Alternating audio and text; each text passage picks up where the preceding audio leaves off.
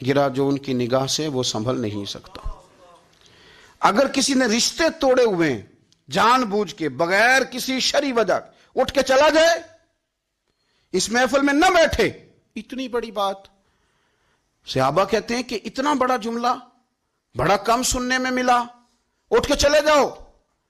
اگر کسی شخص نے اپنے رشتے توڑے ہوئے ہیں، اب وہ لوگ نہیں تھے جو یہ کہیں کہ پہلے ہماری بھی تو سنیں نا، ہم آپ کو بتائیں گے رشتہ داروں نے ظلم کتنا کیا ہے، ان کی زیادتیاں کتنی ہیں، ہم آپ کو لسٹ دکھاتے ہیں جس میں ہم نے ان کے گناہ لکھے ہوئے ہیں، ہمارے پاس وہ رجسٹر موجود ہے جس میں ہم نے 1 2 3 4 صفحے بھر دی ہیں ان کے ظلم، اب ہم سے سنیں تو صحیح۔ حضور نے فرمایا جس کا کوئی رشتہ دار ناراض ہے اٹھ کے چلا جائے میری محفل سے۔ ایک نوجوان اٹھ کے گیا اور اس نے بھی جا کے بحث کوئی نہیں کی، کہتے میری خالہ ناراض تھی، جیسے بھی مجھ سے ہو سکا نا میں نے خالہ کو راضی کیا۔